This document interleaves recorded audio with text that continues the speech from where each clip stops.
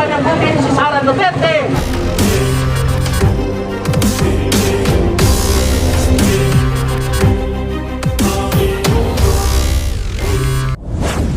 Pwede bang itaas natin ang ating mga kaliwang kamao? Convict! Convict! Convict! Sara now! Convict! Convict! Convict! Sara now! Convict! Convict! Convict! Sara now! Convict! Convict! Convict! Sara now! Magandang umaga po sa lahat ng lumahok sa protesta, sa lahat ng mga nagmamahal sa bayan, sa lahat ng ayaw sa korupsyon. Nandito tayo sa harap ng Supreme Court. Pero hindi tayo nagmamakaawa.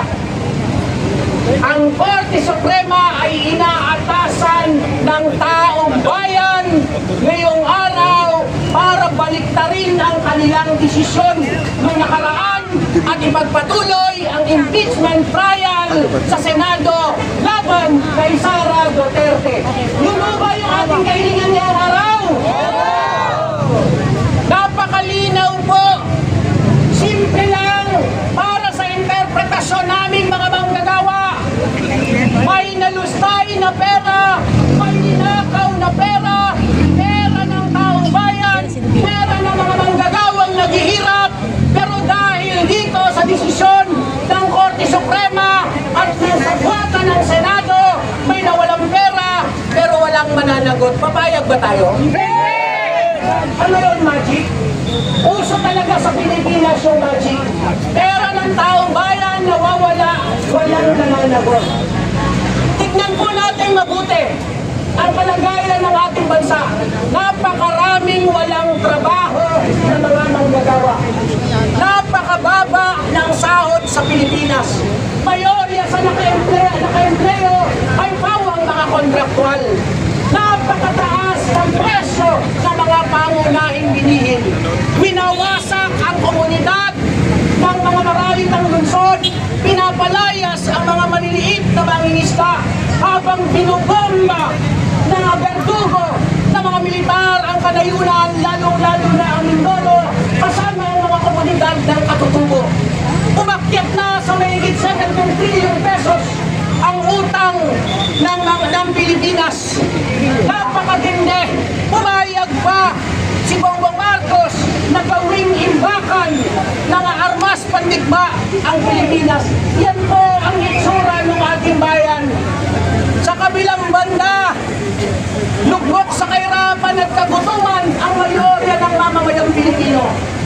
Pero ang kakapal na mukha, ang titigas na mukha ng mga burokrata kapitalista, lalo na itong si Sara Duterte, ninakaw pa yung pera na para sa taong bayan. Pagkatapos ngayon, ang gusto lang sabihin sa taong bayan ng Korte Suprema, ipagpatawag na natin, walang magaganang batayan. Okay lang ba sa inyo? Hindi! Mga kasama, simple lang po.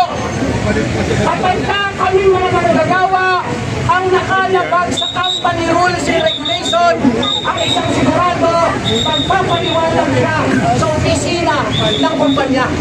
Maaaring masuspindi ka, mabawasan ka sa trabaho ng sweldo, o kaya matanggal ka sa trabaho.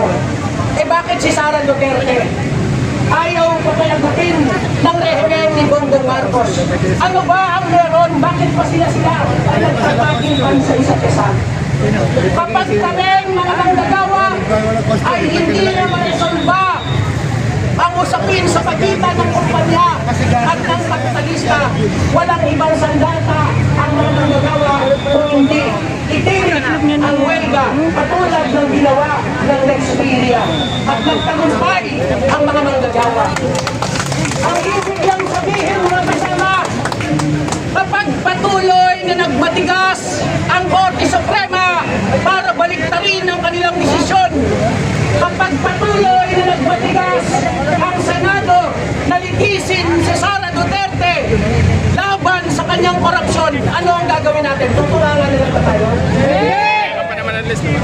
Gagamitin natin ang natatanging kapangyarihan ng mamamayang Pilipino.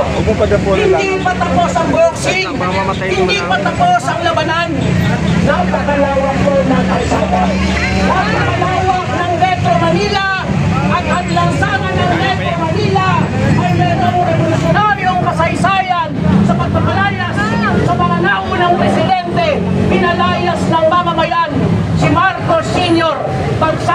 Marcos Sr. noong February 25, 1986. Sino po yung kasama sa panahon na yan? Ako wala na. So mga bago na, no?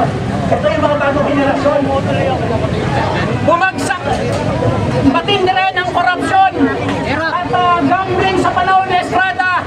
Bagsak sa Estrada noong January 20, 2021.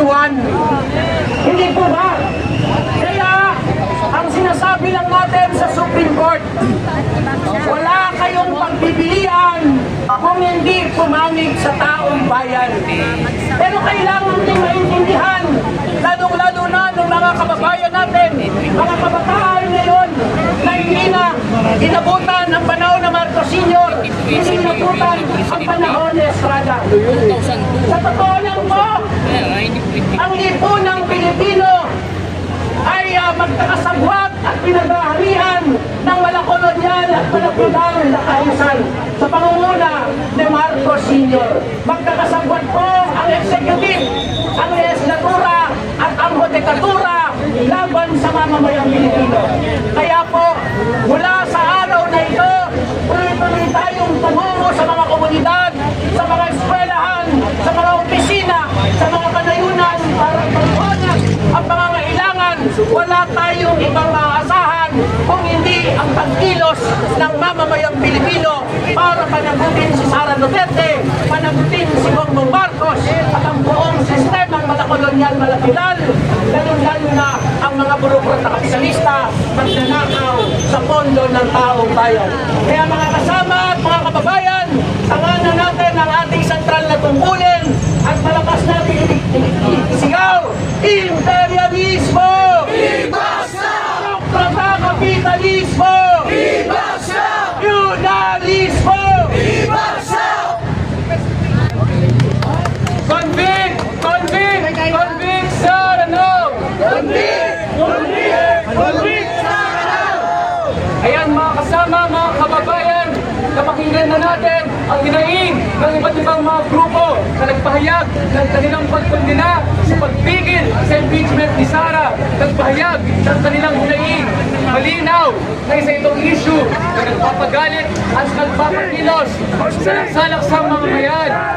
Mga kasama, hindi ito usapin ng ilang tao lamang, pero usapin ito ng isang buong sistema na bulok.